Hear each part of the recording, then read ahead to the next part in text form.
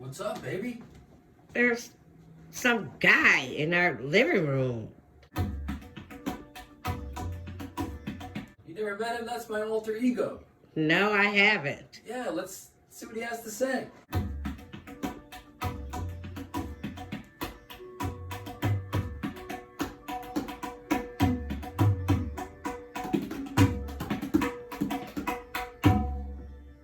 Yes, Miss Penny G.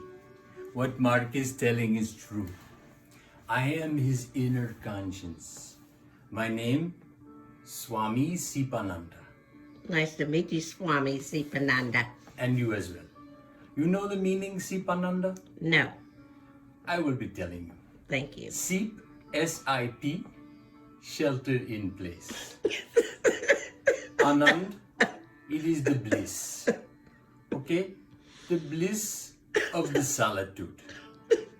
We are looking for the peace, the inner peace. But one thing, you know what happened? What? My Guruji, Swami Prabhupada, he came to your country from India in 1966, some time back, and he noticed American people, they're running hither and thither looking for their happiness, but it is escaping. Why it is escaping? Why? Because we are running after the ephemeral pleasure. We are looking for the material pleasure coming from the senses, and the mind is always telling us what to do. Okay? We are like the slave of the mind. And we are trying to meet the demands of the senses.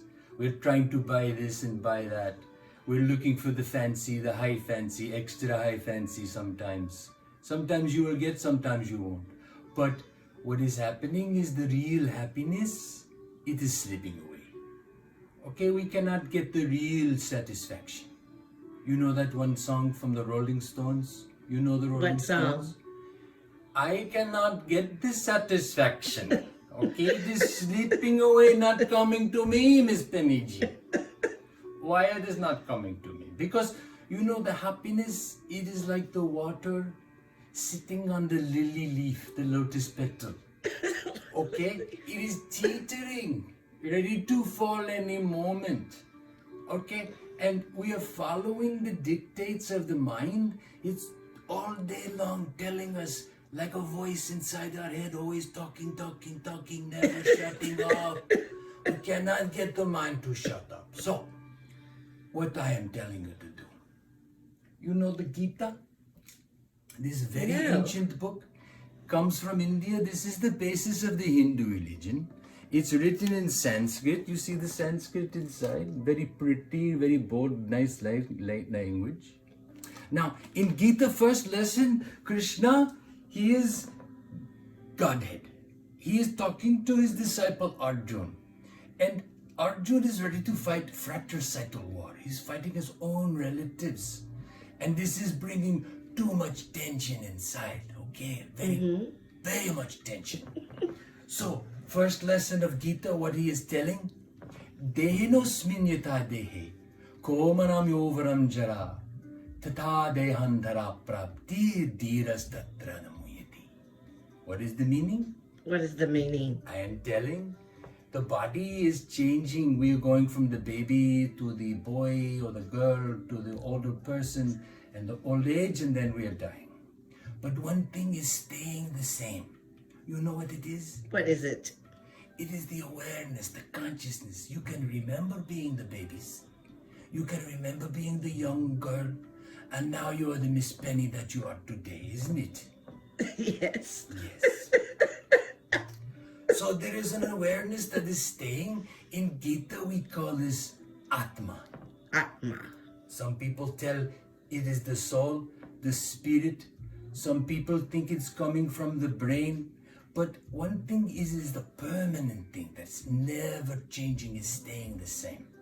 So you are what this consciousness is a meta phenomena. You know meta? No. What is metta? Meta means coming above. Okay?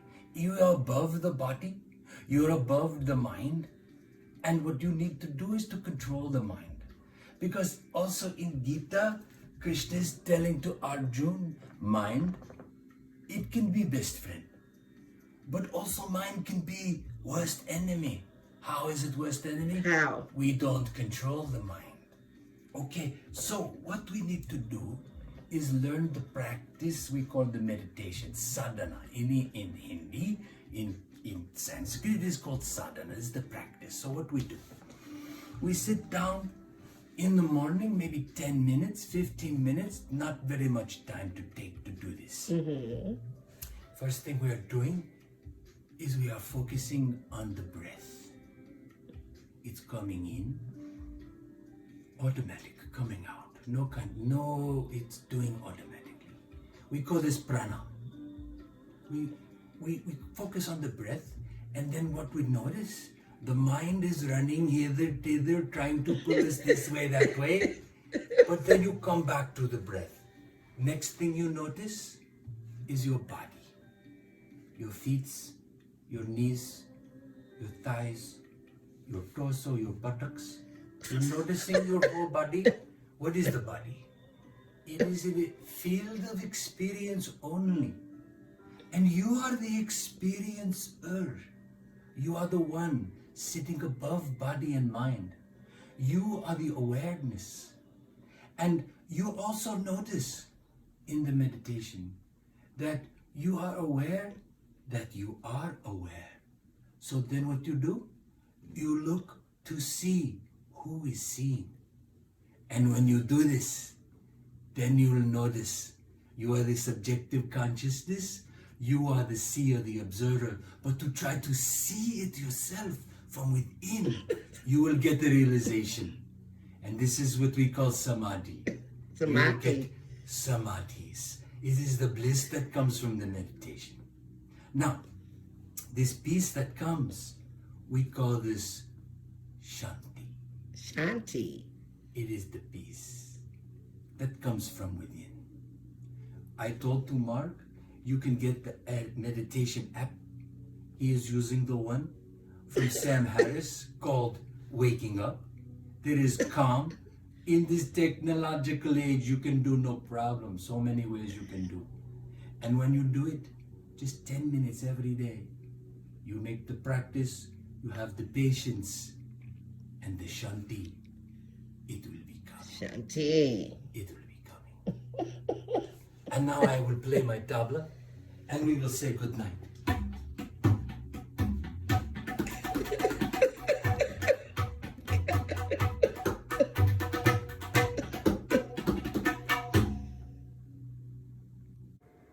He's a pretty smart guy, huh? Yeah. Yeah, we get along pretty well.